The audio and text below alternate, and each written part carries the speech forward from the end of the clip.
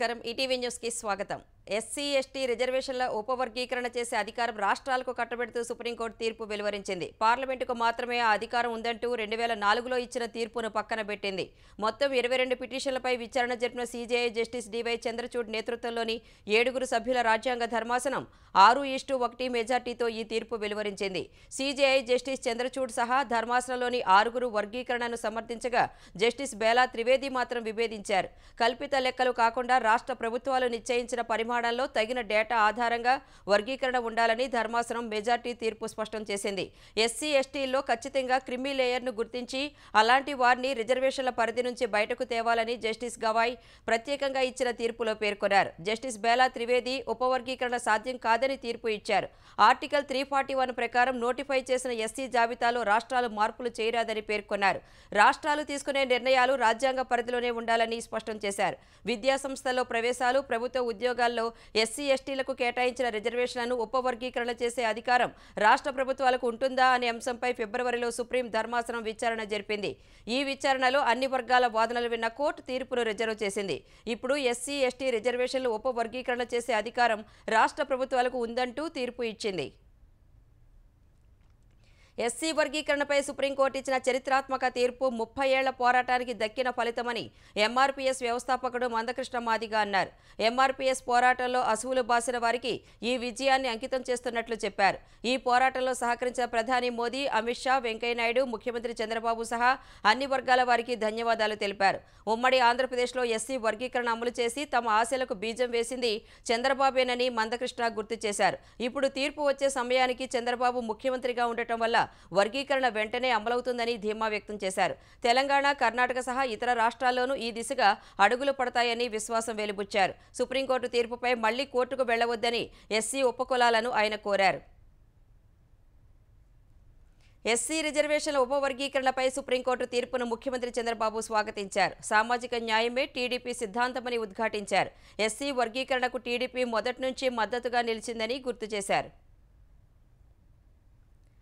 Supreme court తీర్పునకు అనుగుణంగా వర్గీకరణ చేసేందుకు తెలంగాణ ప్రభుత్వం నిర్ణయం తీసుకుంటుందని ముఖ్యమంత్రి రేవంత్ రెడ్డి ప్రకటించారు. ఇప్పుడు అమల్లో ఉన్న ఉద్యోగ నోటిఫికేషన్లో కూడా మాదిగ ఉపకులాలకు రిజర్వేషన్లు అమలు చేసేందుకు ప్రభుత్వం తగిన చర్యలు చేపడుతుందని వివరించారు. వర్గీకరణపై సుప్రీంకోర్టు తీర్పు వెలువడగానే ఈ మేరకు రేవంత్ రెడ్డి అసెంబ్లీలో ప్రకటించారు. మాదిగ ఉపకులాలకు వర్గీకరణకు వాయిదా తీర్మానం ఇస్తే అప్పటి కాంగ్రెస్ ఎమ్మెల్యే సంపత్ కుమార్ను గత ప్రభుత్వం సస్పెండ్ చేసిందని ఆరోపించారు. తమ ప్రభుత్వం మాత్రం నిపుణులైన లాయర్లతో సుప్రీంకోర్టులో వాదనలు వినిపించినట్టు తెలిపారు. ఈ ప్రయత్నం ఫలించి వర్గీకరణకు అనుకూలంగా తీర్పు వచ్చిందన్నారు. సుప్రీంకోర్టు తీర్పును అమలు చేయడానికి అవసరమైతే ఆర్డినెన్స్ తీసుకొస్తామని రేవంత్ రెడ్డి అసెంబ్లీలో ప్రకటించారు. రాష్ట్రాలకే ఎస్సీ వర్గీకరణ చేసుకునే అధికారం ఉంటుందంటూ సుప్రీంకోర్టు ఇచ్చిన తీర్పును బీఆర్ఎస్ స్వాగతించింది. ఎస్సీ వర్గీకరణ కోసం మాదిగలు చేసిన పోరాట ఫలితమే ఈ తీర్పు అని బీఆర్ఎస్ కార్యనిర్వాహక అధ్యక్షుడు కేటీఆర్ అన్నారు. ఈ అంశంపై మిగిలిన రాజకీయ పార్టీలు ఓట్ల రాజకీయం చేస్తే బీఆర్ఎస్ మాత్రం మొదటి నుంచి ఎస్సీ వర్గీకరణకు చిత్తశుద్ధితో కృషి చేసిందని కేటీఆర్ గుర్తు చేశారు. ప్రత్యేక తెలంగాణ డిమాండ్ ఎంత న్యాయమైనదిగా భావించారో ఎస్సీ వర్గీకరణ అంతే న్యాయమైనదని కేసీఆర్ భావించారని కేటీఆర్ చెప్పారు. అందుకే తెలంగాణలో బీఆర్ఎస్ అధికారానికి రాగానే ఎస్సీ వర్గీకరణపై అసెంబ్లీలో తీర్మానం చేసినట్టు తెలిపారు. అటు గొప్ప తీర్పు ఇచ్చిన న్యాయమూర్తులకు మనస్ఫూర్తిగా ధన్యవాదాలు తెలుపుతున్నట్లు మాజీ మంత్రి హరీష్ రావు చెప్పారు. ఎస్సీ వర్గీకరణ సమస్యకు శాశ్వత పరిష్కారం చూపాలని తెలంగాణ ఉద్యమం నుంచే బీఆర్ఎస్ పోరాడుతోందని, ఇప్పుడు న్యాయం జరిగిందని పేర్కొన్నారు.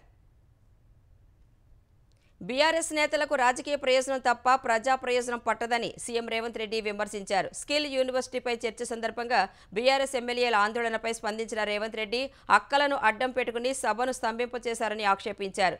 సబిత, సునీతను సొంత అక్కలుగానే భావించానని, ఒక అక్క నడిబజార్లో వదిలేసినా ఏమీ అనలేదన్నారు. ఇంకొక అక్క కోసం ఎన్నికల ప్రచారానికి వెళితే కేసులు పెట్టారని, ఇప్పటికీ కోర్టుల చుట్టూ తిరుగుతున్నట్లు తెలిపారు. సీతక్కపై సోషల్ మీడియాలో అవమానించేలా మీమ్స్ పెడుతున్నారని, ఆదివాసీ ఆడబిడ్డను అవమానించినట్లు కాదా అని ప్రశ్నించారు. రాయలసీమను రతనాలసీమగా మార్చే బాధ్యత కూటమి ప్రభుత్వానిదని సీఎం చంద్రబాబు పునరుద్ఘాటించారు. ఉమ్మడి కర్నూలు జిల్లా పర్యటనకు వెళ్లిన చంద్రబాబు మొదట శ్రీశైలం మల్లికార్జున స్వామిని దర్శించుకున్నారు. ఆలయానికి చేరుకున్న ముఖ్యమంత్రికి అర్చకులు, ఆలయ అధికారులు పూర్ణకుంభంతో స్వాగతం పలికారు. ఆలయం చుట్టూ ప్రదక్షిణ చేసిన చంద్రబాబు అనంతరం శ్రీ బ్రహ్మరాంబిక మల్లికార్జున స్వామివార్లకు ప్రత్యేక పూజలు చేశారు. దర్శనానంతరం చంద్రబాబుకు పండితులు తీర్థప్రసాదాలు ఇచ్చి వేదాశీర్వచనాలు అందించారు.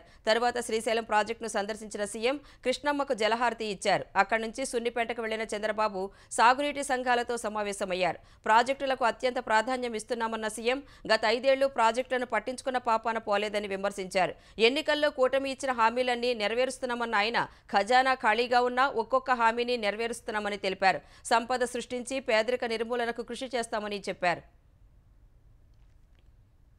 ఆంధ్రప్రదేశ్ వ్యాప్తంగా పెన్షన్ల పంపిణీ కార్యక్రమం జోరుగా సాగుతోంది. ముఖ్యమంత్రి చంద్రబాబు సత్యసాయి జిల్లా మడకశిర మండలం గుండుమలలో లబ్ధిదారుల ఇళ్లకు వెళ్లి పింఛన్లు పంపిణీ చేశారు. తూర్పుగోదావరి జిల్లా అనపర్తి మండలం రామవరంలో స్పీకర్ అయ్యన్న పాత్రుడు, దేవాదాయ శాఖ మంత్రి ఆనం రామనారాయణ రెడ్డి, ఎమ్మెల్యే నల్లమిల్లి రామకృష్ణారెడ్డి పింఛన్లు పంపిణీ చేశారు. ఏలూరు జిల్లా ముసునూరు మండలం కాట్రేనుపాడులో గృహ నిర్మాణ శాఖ మంత్రి కొలుసు పార్థసారథి లబ్ధిదారులకు పింఛన్లు అందించారు. కోనసీమ జిల్లా అంబాజీపేట మండలం పుల్లేటికుర్రు, ఇరుసునుండ గ్రామాల్లో ఎమ్మెల్యే గిడ్డి సత్యనారాయణ కూటమి నాయకులతో కలిసి పింఛన్లు పంపిణీ చేశారు. చీరాలలో ఎమ్మెల్యే ఎంఎం కొండయ్య, శ్రీకాకుళం జిల్లా నర్సన్నపేట నియోజకవర్గంలో ఎమ్మెల్యే బగ్గు రమణమూర్తి పింఛన్లు పంపిణీ చేశారు. ఇంటి వద్దకే వచ్చి పింఛన్ డబ్బులు ఇవ్వడం పట్ల లబ్ధిదారులు సంతోషం వ్యక్తం చేశారు. ప్యారిస్ ఒలింపిక్స్లో భారత ఖాతాలో మరో కాంస్యం చేరింది. ఇప్పటి వరకు 2 పతకాలు సాధించిన షూటింగ్ విభాగంలోనే మరో పతకం వచ్చింది. 50 మీటర్ల రైఫిల్ 3 పొజిషన్స్ ఈవెంట్లో భారతీయ షూటర్ స్వప్నిల్ కాంస్య పతకం సాధించాడు. 3 పొజిషన్స్లో కలిపి 451.4 పాయింట్ల స్కోరుతో స్వప్నిల్ కాంస్య పతకం సొంతం చేసుకున్నాడు. మహారాష్ట్రకు చెందిన స్వప్నిల్ రైల్వేలో టికెట్ కలెక్టర్గా పనిచేస్తున్నాడు. హిమాచల్ ప్రదేశ్లో కురిసిన కుంభవృష్టి ధాటికి 3 మృతి చెందగా 50 మంది గల్లంతయ్యారు. సిమ్లా జిల్లా రాంపూర్ ప్రాంతంలోని సమేజ్ ఘాట్ వద్ద భారీ వర్షానికి మెరుపు వరదలు పోటెత్తగా 2 మృతి చెందారు. 28 మంది గల్లంతయ్యారు. ఘటనా స్థలిలో 2ని కాపాడినట్లు సిమ్లా ఎస్పీ తెలిపారు. వరద ప్రభావిత ప్రాంతాల్లో విద్యా సంస్థలకు సెలవులు ఇచ్చారు. మండి జిల్లా పథార్ సబ్ డివిజన్ దాల్తూకోడ్లో కుంభవృష్టి బీభత్సం సృష్టించింది. 10 మంది గల్లంతు కాగా ఒకరి మృతదేహం లభించింది. 9 మంది కోసం గాలింపు చేపట్టారు. భారీ వర్షాలకు బియాస్ నది ఉగ్రరూపు దాల్చగా పండోహ్ డ్యాం గేట్లు తెరిచి నీటిని వదులుతున్నారు. కుల్లులోని బంతార్ ప్రాంతంలో పార్వతీ నది ఉధృతి పెరిగింది. మలానా ఖుద్ ప్రాంతం నీట మునిగి 2 హైడ్రో పవర్ ప్రాజెక్టులు దెబ్బతిన్నట్లు అధికారులు తెలిపారు. అటు కుంభవృష్టిపై సమీక్షించిన హిమాచల్ ప్రదేశ్ సీఎం సుఖ్వీందర్ సింగ్ సుక్కు ఆయా ప్రాంతాల్లోని ప్రజలను సురక్షిత ప్రాంతాలకు తరలించాలని ఆదేశించారు.